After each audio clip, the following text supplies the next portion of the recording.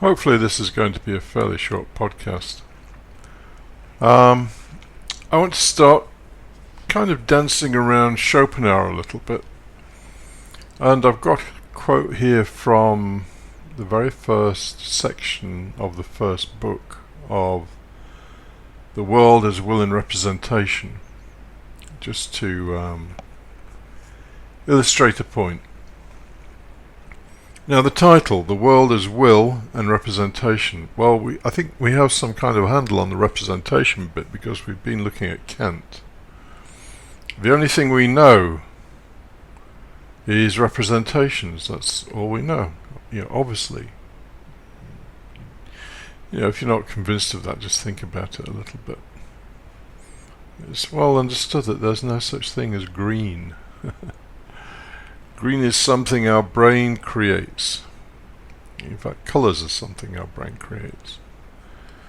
And Kant would have it that space and time are also a framework created by our mind to perceive reality or to give us a representation of reality. There isn't space and time in reality, but our mind uses it to process reality. So that's the representation bit, but nothing has been said about the will bit, and this is Schopenhauer's special mix. The will bit is, well, it's kind of more shocking in a way. The representation bit, we can say, oh yeah, well, no such thing as colours or space and time, blah blah blah, but when it comes to the will, it gets very personal. Because what Schopenhauer is talking about here isn't something pretty.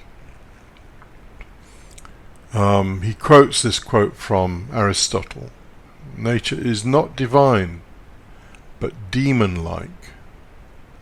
And of course, we are a part of nature. And you would have to say that in the main, human behaviour is not divine, but very often demon-like. Schadenfreude, hatred, envy. Spinoza, asserted that envy is the default state for many people.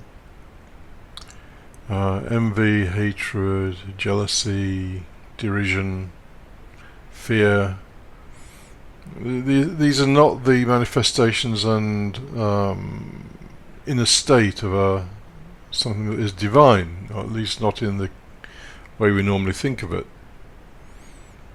It's certainly the inner state of something that kind of looks demon-like, like the god of chaos, I think that is, on this in that picture.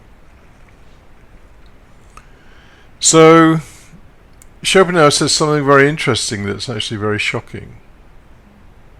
So let me read it. So right near the end of section 1, book 1. This truth, which must be very serious and grave, if not terrible to everyone. So he's warning us that what he's about to say is something fairly shocking. Is that a man can also say and must say, the world is my will. Well, the world is your representation. The world you know is your representation. There's not much argument about that. But is this world, with all its cruelty and suffering and so on and so forth, a manifestation of your will? Well, this is where we get into Schopenhauer's notion that effectively there is only one will. We may all experience will being primarily the will to life. We all experience that, but each one of us believes that we are the only sentient thing on the planet. We see other people and we We kind of acknowledge them as being sentient, but this sense of my world is other people are really objects. And this is the horrible, cruel trick that the will plays upon all of us. That we all believe we are uniquely the center of the universe. Now, to go back to this quote, why is it terrible that we can say the world is my will? Well, it's terrible because what is manifesting through you and what becomes a representation for you is this will. So all the cruelty, all the suffering, all the barbarism, all the cheating, all the lying is a part of you. The heart of us is not something nice and pretty. The heart of us is this will that manifests through all things,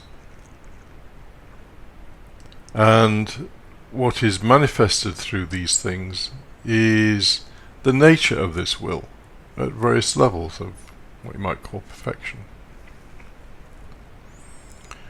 And Schopenhauer does kind of give a little bit of relief in the sense of saying that, well, and it's very like Spinoza's statement, the will manifests at different gradations.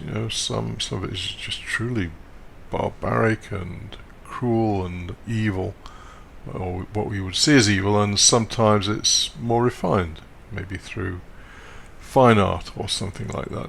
I don't entirely agree with his argument on that, but he's got the main point. It's very like Spinoza's of God had no shortage to produce all levels of perfection from hell to heaven.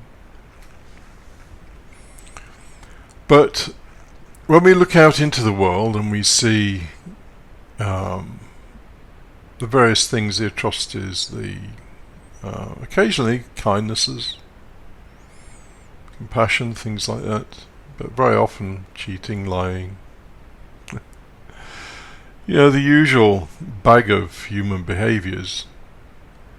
That world is your will. It's not something that is foreign to you. That is you.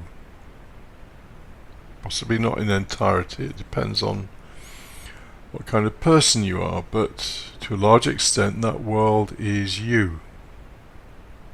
We try to disown it because clearly we don't want to feel that inside ourselves is all this cruelty and all this me, and if I am stronger you become weaker, and if you become stronger I become weaker, therefore you must become weaker. All those kind of ideas and that processing that goes on within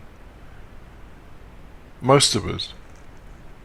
I assume most of the people listening to this have felt envy, schadenfreude, some kind of joy at someone else's misfortune, jealousy, somebody else having something you want,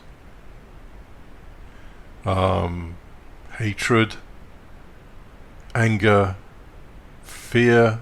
Of course we're all in fear because at the back of our minds is the ever-present threat of death. And this is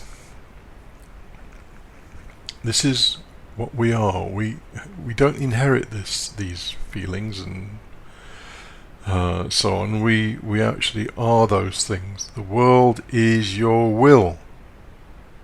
You can't disown it.